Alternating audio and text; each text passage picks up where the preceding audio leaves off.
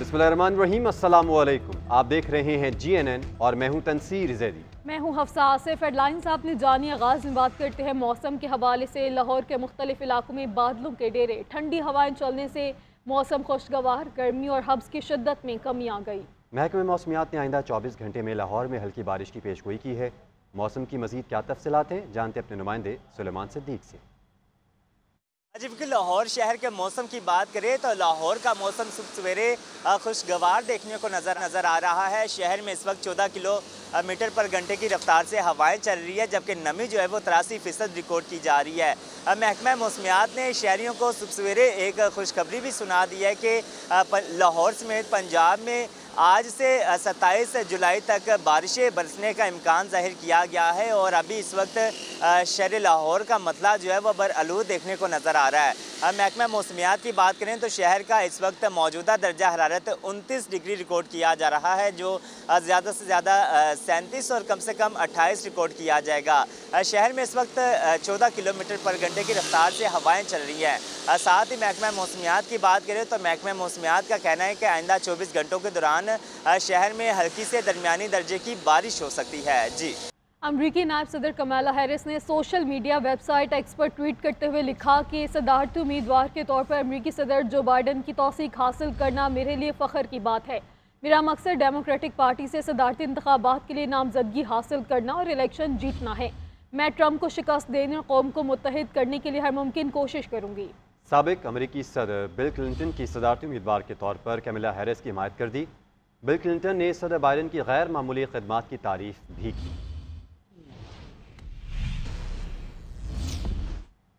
अमरीकी ऐवान नुमाइंदगान के speaker Mike Johnson ने जो बाइडन से फौरी मुस्ताफ़ी होने का मुतालबा कर दिया। कहते हैं जो बाइडन बतौर उम्मीदवार फिट नहीं तो बतौर सदर कैसे फिट हो सकते हैं। अमरीकी सदर जो बाइडन को फौरी तौर पर सदारत के ओहदे से इस्तीफ़ा दे देना चाहिए। 5 नवंबर आने में अभी बहुत वक्त पड़ा है। अमरीकी सदर का फैसला जाहिर करता है कि वो व्हाइट हाउस में मजीद रहने के लिए नाअहल हैं। पाकिस्तानी सियासत की बात करते हैं। वफाकी वज़ीर इत्तलात अताउल्लाह तारड़ का कहना है कि तहरीक इंसाफ सियासी नहीं दहशतगर्द जमात है। ये लोग हमेशा लाशों की तलाश में रहते हैं, अपने ही लोगों को मरवा कर इल्ज़ाम सिक्योरिटी फोर्सेस पर लगाते हैं। PTI पर पाबंदी के लिए पीपल्स पार्टी से मुशावरत जारी है। बनू वाक़े पर खैबर पख्तूनख्वा हुकूमत पॉइंट स्कोरिंग कर रही है। बनू वाक़या तहरीक इंसाफ ने खुद किया है। इनकी कोशिश थी इल्ज़ाम फ़ौज पर लग जाए कि सिविलियंस को मार दिया। बनू वाक़े में आपके लोग मुलव्विस हैं, आप खुद इंक्वायरी कैसे करवा सकते हैं। दहशत गर्दों को तहरीक इंसाफ की हुकूमत वापस लाई, कौम इसका नुकसान बर्दाश्त कर रही है।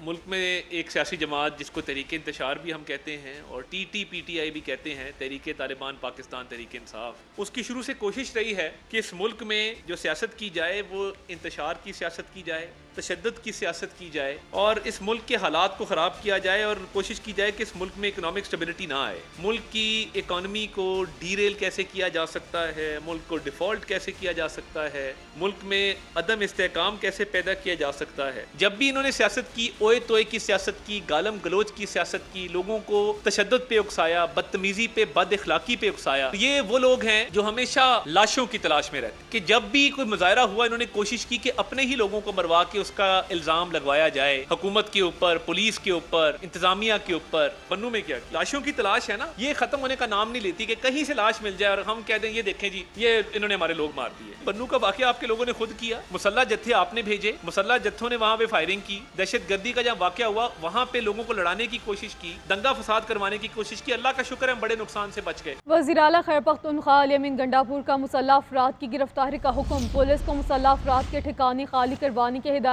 कहते हैं बनू वाक़े पर इलाके के मुशरान ने कमेटी तश्कील दी है। हम अवाम के तहफ़्फ़ुज़ात को दूर करेंगे। दहशत गर्दी के खिलाफ जंग अवाम के ताउन के बगैर नहीं जीती जा सकती। तश्कील कर ली है मुशरान ने, वहाँ पर कमेटी आकर मेरे साथ आके बात करेगी। हम अवाम के नुमाइंदे हैं, अवाम के वोट से आए हैं और हमेशा हमने अवाम का साथ दिया और इंशाल्लाह अवाम का साथ देंगे। ये जो मुसल्लह लोग कुछ अपने ठिकाने बनाकर घूम रहे हैं और सरकारी और गैर सरकारी मामलात में मुदाखलत कर रहे हैं, इसके ऊपर मेरी पुलिस के भी तहफ़्फ़ुज़ात हैं, हुकूमत के भी तहफ़्फ़ुज़ात हैं और अवाम के पख्तूनख्वा के अवाम के बेतहाशा तहफ़्फ़ुज़ात हैं। मैं पुलिस को ये ऑर्डर कर रहा हूँ, ऐसे अनासिर कहीं पर भी मुसल्लह तौर पर अगर पाए जाते हैं तो उनको पुलिस गिरफ़्तार करे اور ان کے خلاف سخت قانونی کارروائی کرے۔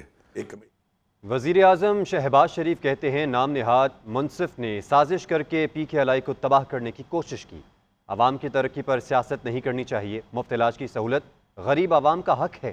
اشرافیہ تو مہنگا علاج کروا لیتی ہے، غریب کی ذمہ داری ہم نے اٹھا لی ہے۔ یہ ایک دل خراش واقعہ ہے تاریخ کا کہ کس طرح ایک سو کالڈ منصف نے ایک سازش کر کے PKI کو تباہ کرنے کی بھرپور کوشش کی۔ PKI کے بورڈ کو کس طرح اس زمانے کے حکومت نے تباہ کیا، اور اس کی تباہی میں اس نام نہاد منصف نے کوئی کمی نہیں کی۔ علاج، معالجے، تعلیم، عام آدمی کی ترقی اور خوشحالی میں سیاست نہیں کرنی چاہیے۔ جب بجلی کے اندھیرے تھے اور 20 گھنٹے کی لوڈ شیڈنگ تھی، یاد کریں 2009، 10، 11 آپ کو یاد ہوگا، تو جب الیکشن آئے تو میرے منہ سے نکل گیا کہ میں 6 مہینے میں ہم اندھیرے ختم کر دیں گے۔ وہ میرا بڑا مذاق بنایا گیا، میں نے جذبات میں ایک اخلاص کے ساتھ بات کی تھی۔ آج میں کوئی تاریخ تو آج نہیں دوں گا، اب آپ اللہ تعالیٰ سے دعا کریں کہ یہ 1 سال میں مکمل ہو، اس ملک میں امن سکون ہو، معاشی سیاسی استحکام ہو، تو یہ انشاءاللہ میں پوری کوشش کروں گا، باقی اللہ کے ہاتھ میں ہے۔ اسپیکر قومی اسمبلی نے نئی گاڑیاں خریدنے پر پابندی اور قائمہ کمیٹی کے چیئرمینز کو نئی گاڑیاں خرید کر دینے سے انکار کر دیا۔ ایاز صادق کا کہنا ہے کہ وزیر اعظم نے کفایت شعاری مہم کے تحت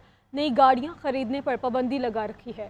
اسپیکر قومی اسمبلی کی جانب سے کفایت شعاری پالیسی پر عمل درآمد شروع۔ سردار ایاز صادق نے قائمہ کمیٹی کے چیئرمینوں کو نئی گاڑیاں دینے سے انکار کر دیا۔ ذرائع کے مطابق اسپیکر قومی اسمبلی نے نئی گاڑیاں خریدنے پر پابندی اور قومی اسمبلی کی مانیٹائزیشن لینے والے افسران سے گاڑیاں واپس لینے کے احکامات بھی جاری کیے ہیں۔ اسپیکر کا کہنا ہے کہ ان کے زیر استعمال گاڑی 2015 ماڈل ہے، جبکہ قائمہ کمیٹی کے چیئرمینوں کو دی گئی گاڑیاں 2017 اور 19 ماڈل ہیں۔ حکومت کے پاس نئی گاڑیاں خریدنے کے فنڈز نہیں ہیں۔ وزیر اعظم نے نئی گاڑیاں خریدنے پر پابندی عائد کر رکھی ہے اور وزارت خزانہ نے بھی رقم دینے سے انکار کیا ہے۔ ترجمان قومی اسمبلی کا کہنا ہے کہ اسپیکر کی ہدایت پر پرانی گاڑیوں کو مرمت کروا دی گئی ہے۔ MNAs، قائمہ کمیٹیوں کے چیئرمین اور سرکاری افسران یہی گاڑیاں استعمال کریں۔ ڈپٹی وزیر اعظم اور وزیر خارجہ اسحاق ڈار کا کہنا ہے کہ گزشتہ روز انتہا پسندوں کے ایک گروہ نے فرینکفرٹ جرمنی میں پاکستان قونصلیٹ کی حدود کو پامال کیا۔ پاکستان نے جرمن حکومت سے شدید احتجاج کیا ہے۔ جرمن حکومت پر زور دیا ہے کہ وہ ویانا کنونشن کے تحت اپنی ذمہ داریاں پوری کرے۔ اپنے ایکس پیغام میں انہوں نے لکھا کہ جرمن حکومت پر زور دیا ہے کہ پاکستان کے مشنز اور ڈپلومیٹک سٹاف کی سیکیورٹی یقینی بنائی جائے۔ گزشتہ روز کے واقعے میں ملوث لوگوں کی فوری گرفتاری اور ذمہ داروں کے خلاف ایکشن کا بھی مطالبہ کیا ہے۔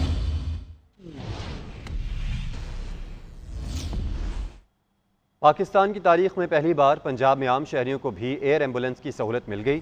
چھت سے گرنے والی میاں والی کی حلیمہ بی بی کی ایئر ایمبولنس کے ذریعے بروقت راولپنڈی منتقلی سے جان بچا لی گئی۔ مریم نواز کہتی ہیں نواز شریف کی ہدایت کے مطابق پنجاب کے عوام سے کیا ایک اور وعدہ پورا کر دیا۔ بہترین اور بروقت علاج پنجاب کے ہر شہری کا حق ہے، ضرور دیا جائے گا۔ دعا اور دلی آرزو ہے کہ ہر شہری کی زندگی سے ہر دکھ مٹا دیں۔ پنجاب میں ایئر ایمبولنس سروس کا آغاز کر دیا گیا۔ میاں والی میں 40 سالہ حلیمہ بی بی چھت سے گرنے کے باعث تشویشناک حالت میں تھیں۔ DHQ اسپتال میاں والی کے سرجن نے حلیمہ بی بی کو فوری علاج کے لیے راولپنڈی منتقل کرنے کا کہا تھا۔ اطلاع ملتے ہی وزیر اعلیٰ مریم نواز شریف نے ایئر ایمبولنس گولڈن آور کے ذریعے حلیمہ بی بی کو راولپنڈی منتقل کرایا۔ ڈاکٹر رضوان نصیر کی نگرانی میں ڈاکٹرز نے حلیمہ بی بی کا آپریشن کیا۔ حلیمہ بی بی کے اہل خانہ کی وزیر اعلیٰ پنجاب کے لیے دعا۔ سوشل میڈیا پر ایک پیغام میں مریم نواز کا کہنا تھا نواز شریف کی ہدایت کے مطابق پنجاب کی عوام سے ایک وعدہ الحمدللہ پورا کر دیا۔ پاکستان کی تاریخ کی پہلی ایئر ایمبولنس نے کام شروع کر دیا ہے۔ دوسری جانب وزیر اعلیٰ مریم نواز نے ٹیفٹا پروجیکٹ میں پبلک پرائیویٹ پارٹنرشپ کو فروغ دینے کا حکم دیا ہے۔ وزیر اعلیٰ مریم نواز نے ٹیفٹا اداروں میں کورین، جاپانی، جرمنی، چینی، عربی لینگویج کو متعارف کرانے کے لیے اور 9 شہروں میں 45 ویلڈنگ ورک شاپس بنانے کی منظوری دے دی۔ بتائیں تحریک انصاف کا چیف الیکشن کمشنر اور 4 ممبران کے خلاف ریفرنس دائر کرنے کا فیصلہ۔ ذرائع کے مطابق تحریک انصاف کی جانب سے بیرسٹر علی ظفر آج سپریم جوڈیشل کونسل میں ریفرنس دائر کریں گے۔ بانی PTI نے علی ظفر کو ریفرنس دائر کرنے کی ذمہ داری سونپی ہے۔ ریفرنس میں سپریم جوڈیشل کونسل سے چیف الیکشن کمشنر اور 4 ممبران کو عہدے سے ہٹانے کا مطالبہ کیا جائے گا۔ ریفرنس میں PTI سے بلہ چھیننے، لیول پلینگ فیلڈ نہ ملنے، عام انتخابات مقررہ وقت پر نہ کروائے جانے کا جواز بنایا جائے گا۔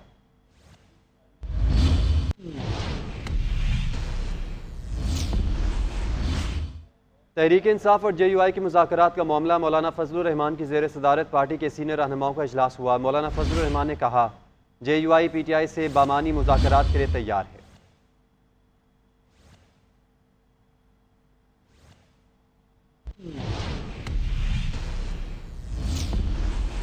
سابق نگران وفاقی وزیر گوہر اعجاز نے IPPs کے ساتھ معاہدوں کا کچا چھٹا کھول دیا۔ حکومت نے رواں سال کے 3 ماہ کے دوران IPPs को 450 अरब रुपए की अदायगियाँ की हैं। आधे पावर प्लांट 10% से भी कम बिजली पैदा कर रहे हैं।